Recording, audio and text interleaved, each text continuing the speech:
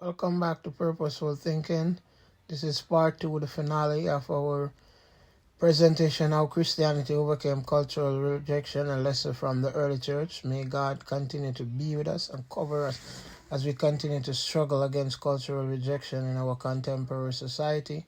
And I hope that most of us from this video will be able, this presentation will be able to see that some of the obstacles and hurdles that we're facing as a church are not new, and we ought not to give up or give in to the cultural forces of the time. May God be with you and may this be a blessing to you as you listen. Please remember to like, share, and subscribe. Leave your comment and feedback. Hit the notification bell so that you are notified each time we present.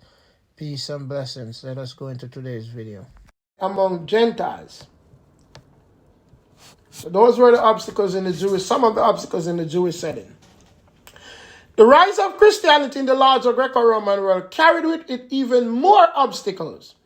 The first scandal to the eyes of the Romans and the Greeks is the outrageous claim that the Christian made, like the Jews, that there is only one God. This was very offensive to a polytheistic means belief in many gods, to a polytheistic Greco-Roman culture. This inevitably led to the Christians denouncing the existence of all other gods. On the one hand, this denunciation was contrary to the tolerance and syncretism that was commonplace in the Greco-Roman world. So the idea of tolerance is not new.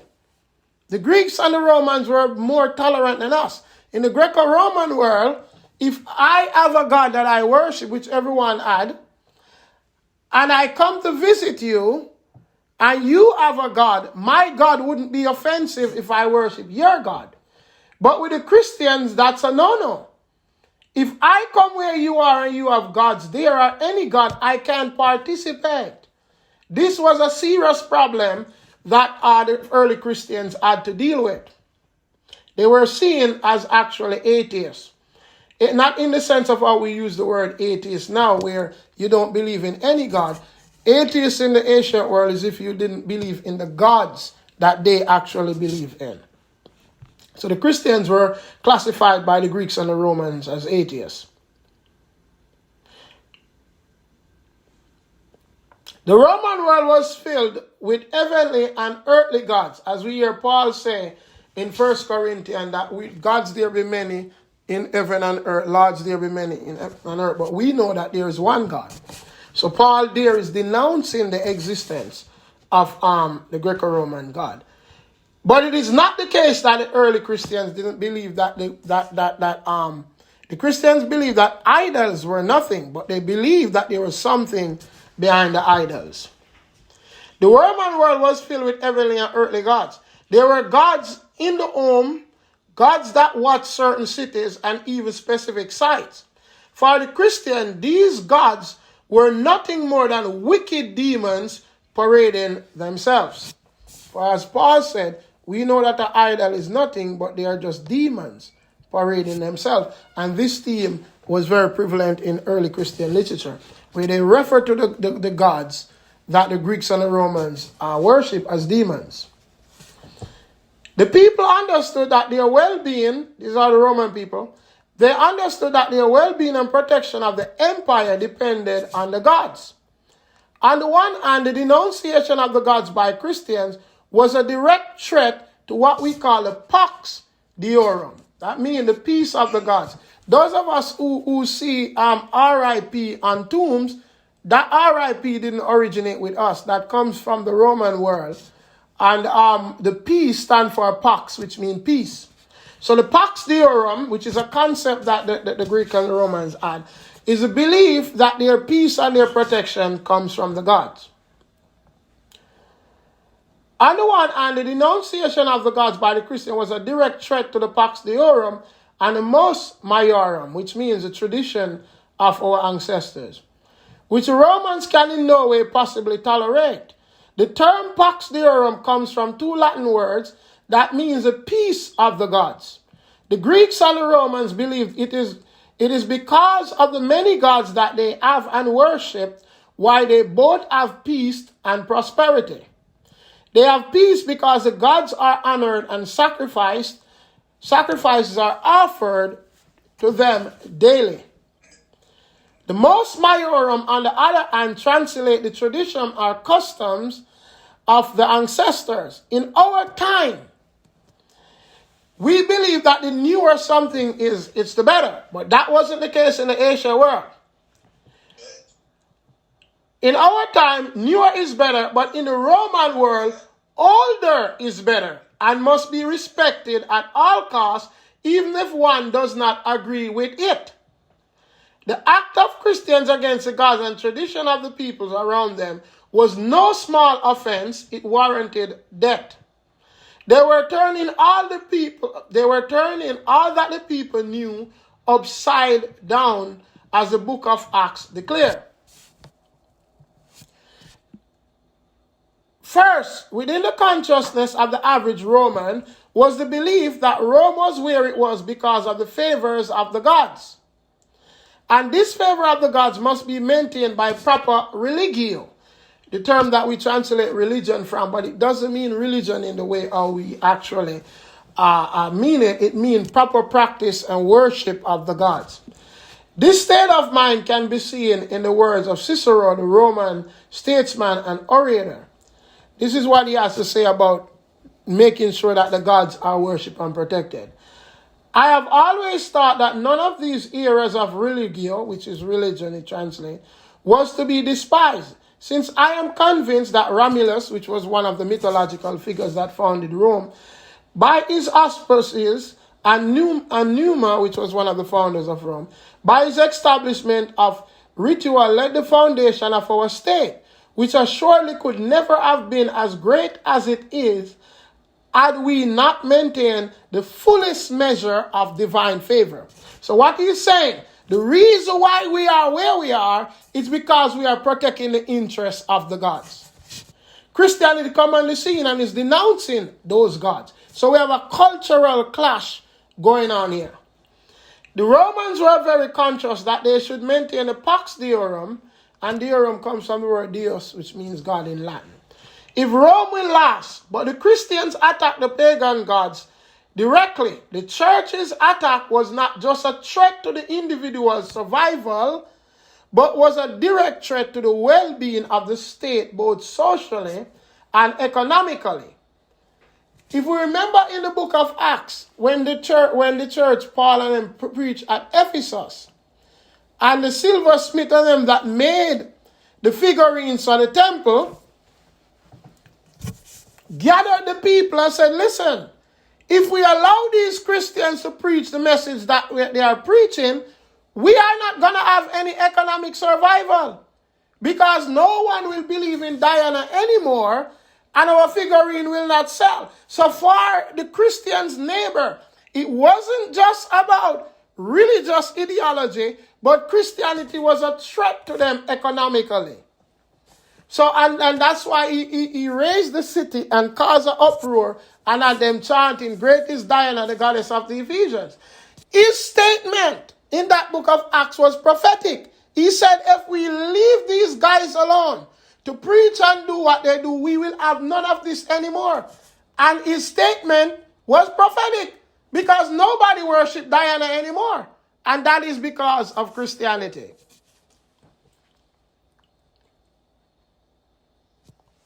As Warrior puts it, which Warrior is a writer, the gods exist, but their benevolence, which means the benefits that comes from them, their benevolence cannot be taken for granted. The relationship between gods and men requires constant upkeep by means of regular prayer and sacrifice in order to ensure their benevolence and favor, Pax Deorum, and avoid their higher anger. One of the things that the Greeks and the Romans did, anytime there was anything, any upheaval or disaster, they would start to persecute Christians, because they believed that it's because of the Christians the gods are somehow angry and the gods are causing disasters to come down. So when we think about what the early Christians achieved, we have to understand the ancient world and understand how they taught to really see the magnitude of what the church really accomplished. Because some of us in our time take for granted the faith that we now have and never realize how many blood had to be paid and the boldness that it took for them to convert the entire ancient world. The sensitivity to the anger of the gods can be seen even when Rome was burnt down by Nero. According to the historian Tacitus, all manner of rituals were done by the Romans to appease the gods, even though the Christians were blamed for this by Nero. Therefore, with this theological outlook of Rome, it was very hard for the Romans and the Greeks to accept the Christian message of salvation. Hence, Christianity was branded as a superstitio, where we get the word superstition, but it does not mean superstition in the way that we understand the word superstition. It means illicit and weird practices. And was referred to by the same writer that Christians were the haters of mankind. So the idea of projecting hate on Christians because they are preaching against it is not something that is new. This writer referred to the Christians as haters of mankind. So when we are hearing people saying that the church is hateful, we must never become intimidated by it unless it is true. But in most cases, once you are going up against the culture, in ministry, you will be seen as hateful. In addition, Christians were seen by the Romans as atheists, antisocial, and even cannibal. Because they had Lord's Supper and it was said to be the blood and body of Jesus, their neighbors automatically think that they were indulging in paganism, even though they have other rumors as well that I will not get into at this time. This intolerance and outright act against gods by Christians was a major obstacle in the way the Christian in the Greco-Roman world was seen. This also led the Romans to persecute them. Second, the Pax de Roma is fundamentally a part of the Mos Maiorum, the tradition of the ancestors. The Romans were very serious about preserving the tradition of their forefathers. The tradition within the Mos Maiorum, we will find our social obstacle to Christianity. We have a very good example of the Romans' resistance to Christianity on the grounds of their ancestral traditions. In Acts chapter 16, this is the episode. Paul and his companions were in Philippi, where they met with other disciples of that city, with others among them. There was a man there with a demon-possessed servant. Remember the story with this demon-possessed girl that were following Paul and basically saying, these are the men that brought us salvation. And what she was saying is true, but it was demon that was in her. There was a man there with a demon-possessed servant of his who kept on annoying disciples.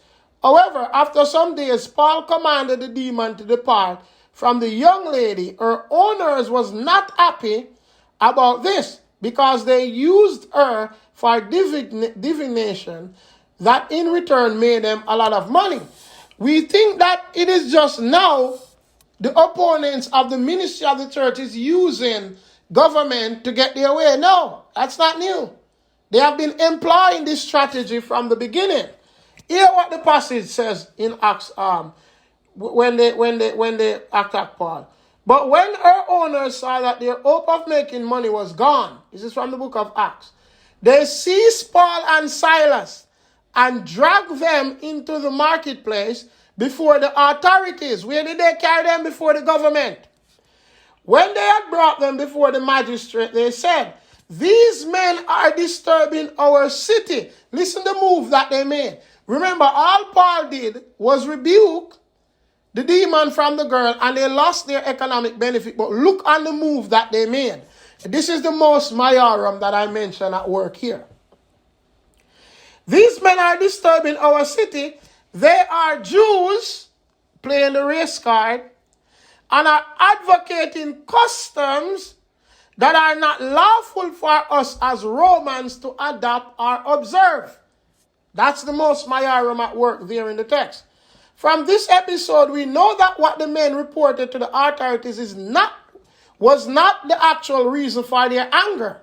But the authorities would not have done anything on their behalf if they had spoken the truth. However, Any going against the Most High would warrant them, the authorities, to act, if for no other reason but patriotism.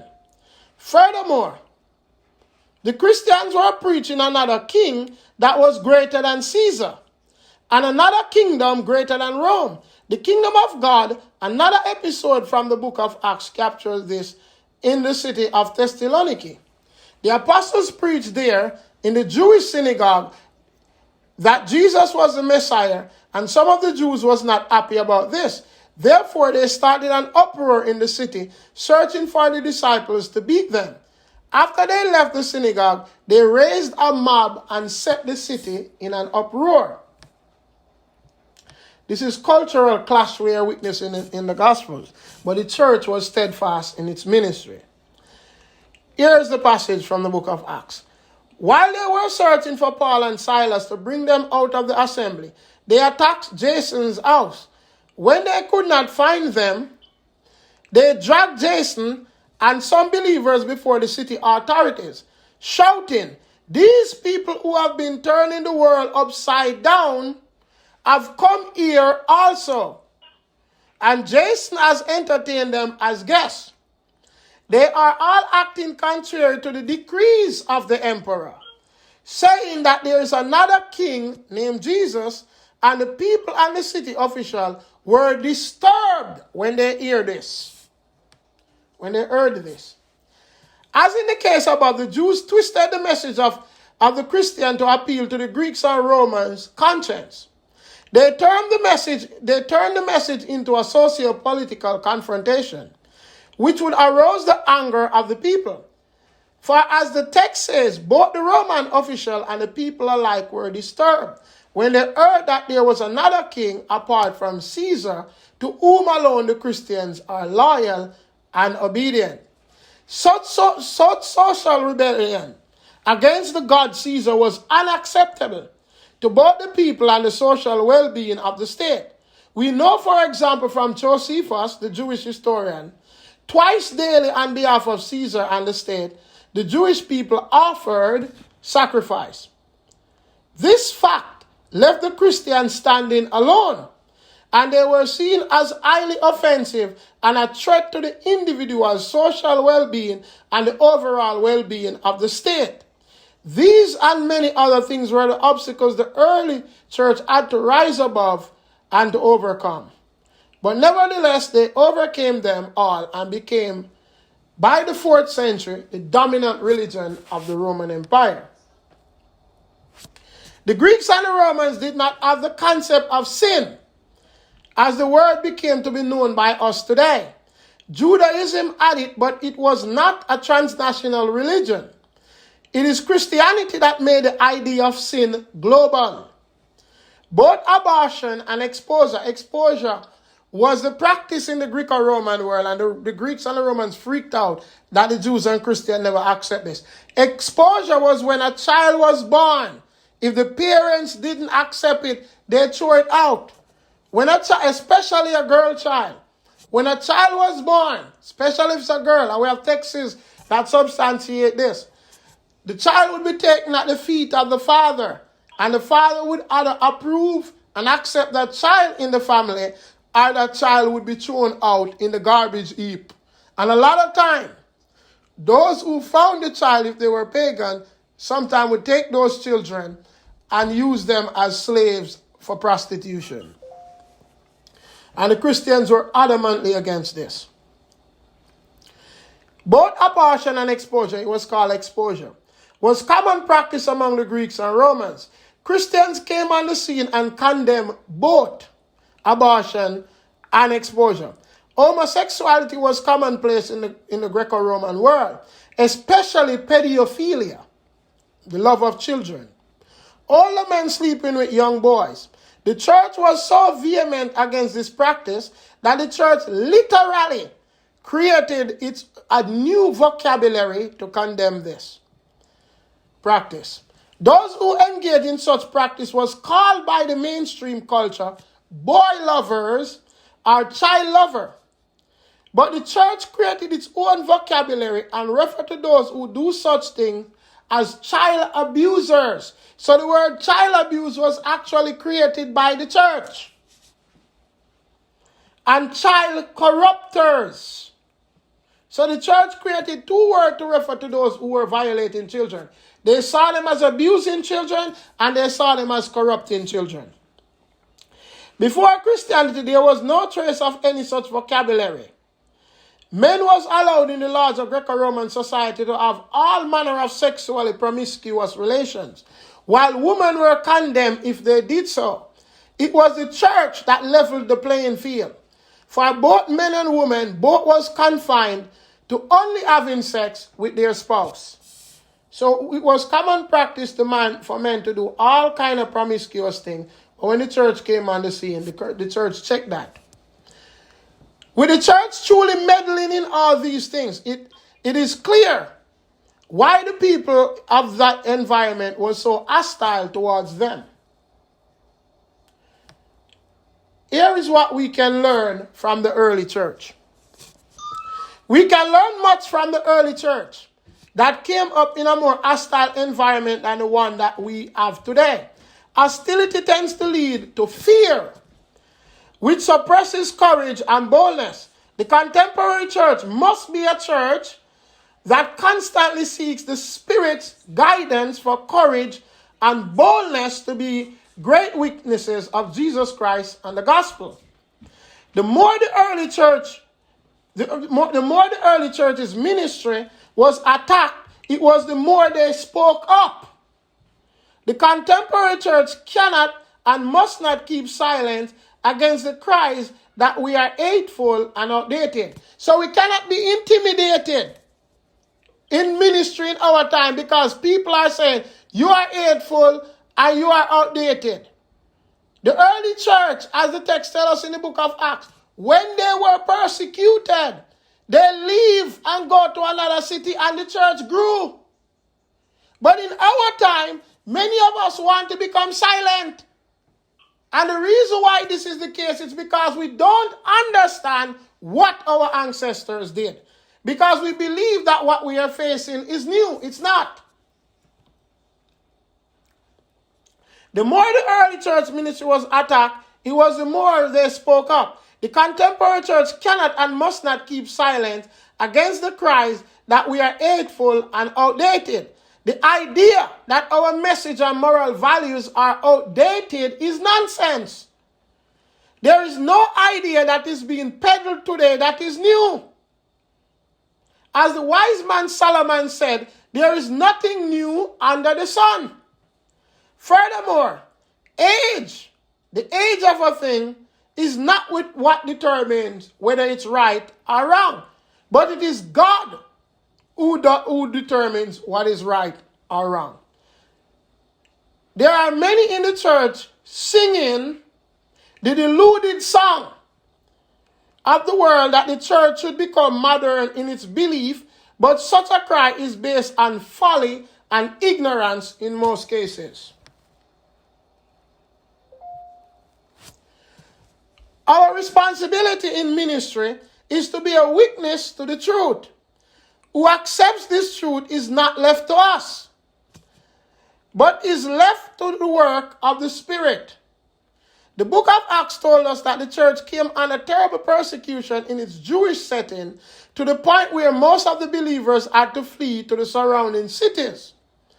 But the text told us that those who fled were not silent by their experience, but they preached more and the church grew more. In Paul's letter to the church in Thessaloniki, which is the letter to the Thessalonians, the city is called Thessaloniki, he praised the members of the church for their steadfast witness to the gospel. He noted that they were persecuted. This is in 1 Thessalonians. He noted that they were persecuted by their fellow countrymen, just as the Judean brethren were. What we can learn here is that we must have a robust preaching ministry.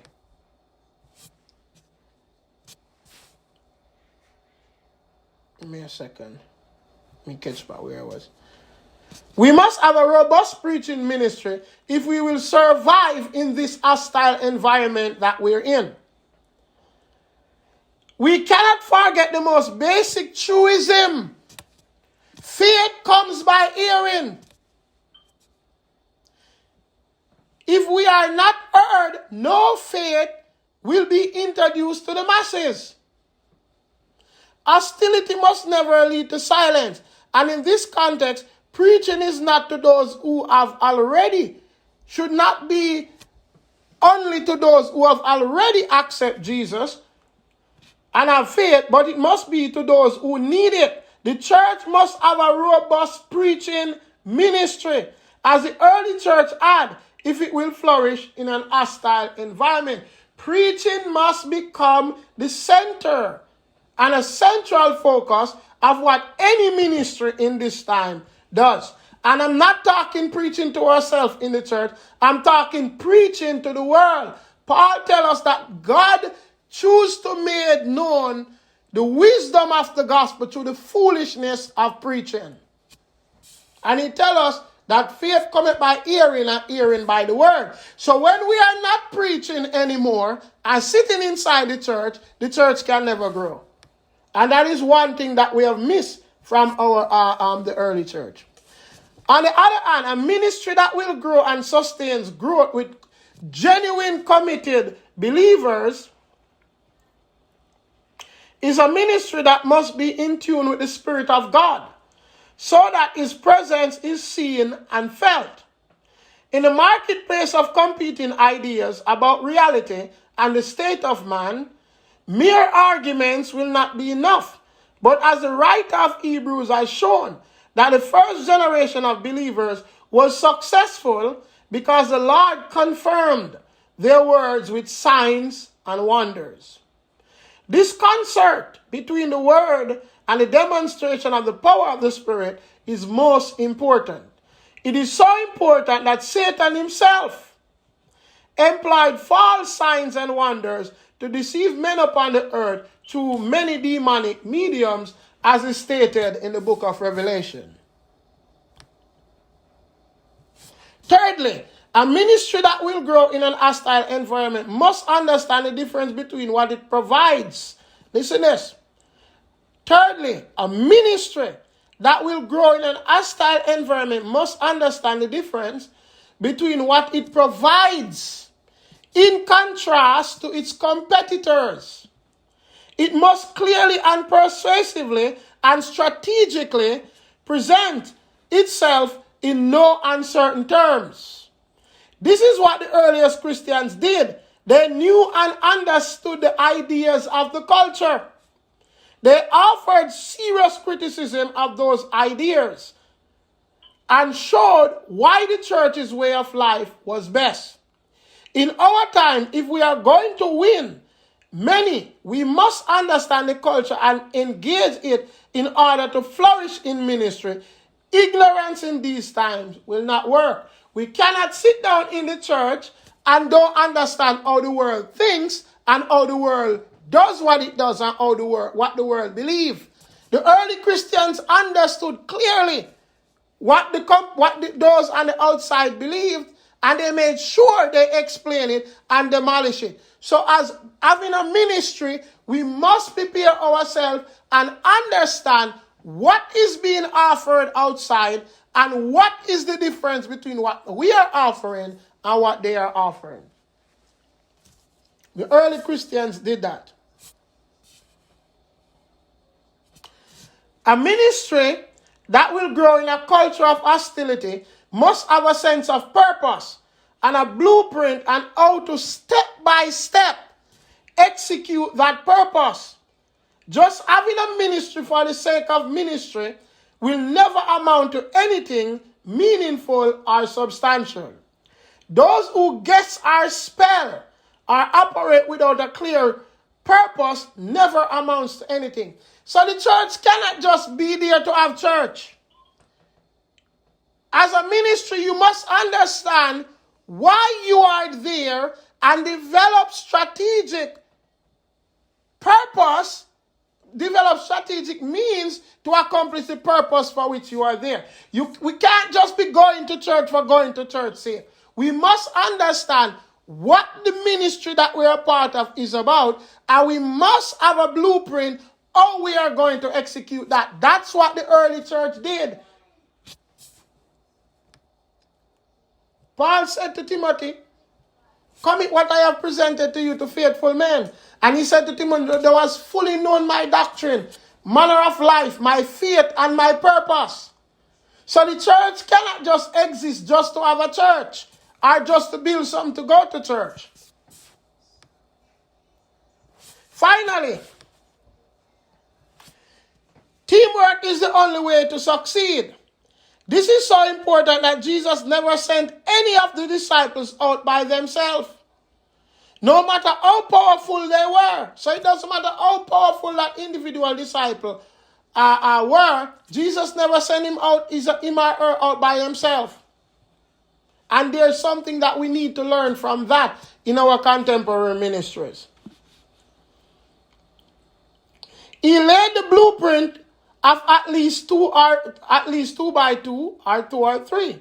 A matter of fact, even for us to receive the blessing that comes merely from our devotional engagement, it requires a minimum of two or three. No great ministry or accomplishment is ever achieved by one. Having a proper focused team, even if it's two members, is very important. All one-man band or personally centered ministry never amounts to much or have any longevity at all. If we want our ministry to grow, avoid the one-man or one-woman dominated ministry. None of us are given by God all the tools to do it all by ourselves. As great as David, Moses, Jesus, and Solomon were, they all had a team around them. As wise and meek as Moses was, his father-in-law gave him one of the wisest advice that was honored by God. This advice saved Moses from ministry burnout. As wise as David was, he had advisors. No one leader will know everything and will be able to do everything that it takes to have a successful ministry in an hostile environment, or any other environment for that matter. Devout Christians are not born. Devout Christians are not born, they are made. The church must develop a robust system of winning and developing new converts by helping them to transform their minds through serious Christian meditation, prayer, fasting, and ideological transformation. The church must give new believers a sense of purpose and allow them then to reorder their whole way of life and have their life centered around God. This is what we can learn from the early church, among other things, if we will have a flourishing ministry in a dying and God-forsaken world. In conclusion, what the Christians accomplished in its first 30 years is simply amazing. Looking back at this from a post-Christian world can allow us to miss how staggering, at the same time difficult, this achievement was. The message they brought was both scandalous in many ways and offensive. The claim that a crucified carpenter from Galilee is the Son of God who recently resurrected from the dead was madness to those who hear it. Furthermore, they challenged several of the Greco-Roman values and assumptions, which led to outright violence and even the death of many Christians. Nevertheless, in spite of these obstacles, there were many things that helped the church to spread rapidly in a short period of time. There's much more that we could have said, but as we point out from the start, that space and time is a limitation. Therefore, I have made several generalizations. Is there any question? We have come to the end of our presentation, How Christianity Overcame Cultural Rejection, a lesson from the early church. I hope that this video was a blessing to you and that it may allow us to realize that a lot of what the contemporary church is facing are not new obstacles, but they are obstacles that have been brought back within the cultural forces, because as we must learn and understand that it doesn't matter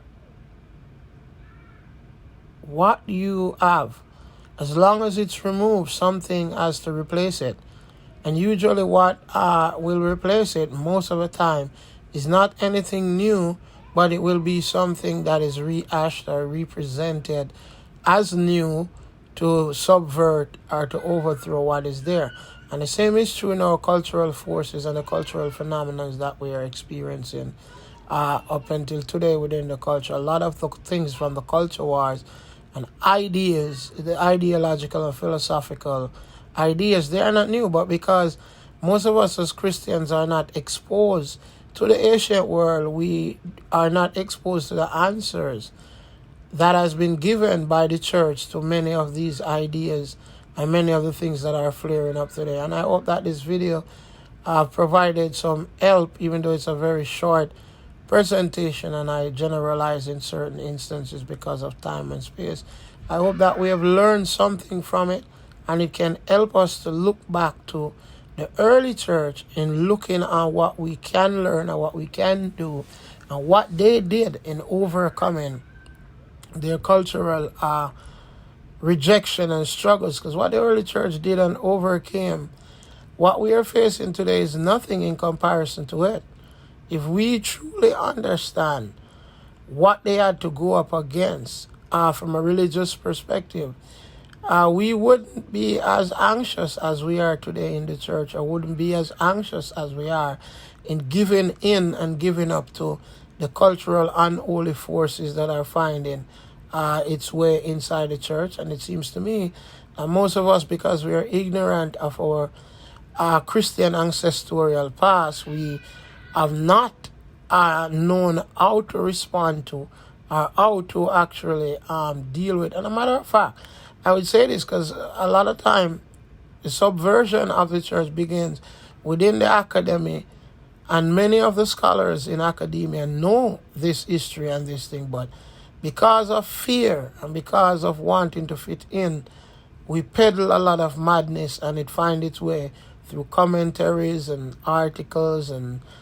different presentation in the church. And then you have a whole lot of debate that arises out of these things. Oh, this scholar said that, and that scholar said this, and I'm going to go with this scholar, and not looking on the philosophical underpinnings that underlie what each scholars are saying, because we are not familiar with the historical setting, we are not familiar with the philosophical ideas that are informing their work. But I hope that this video has been a blessing.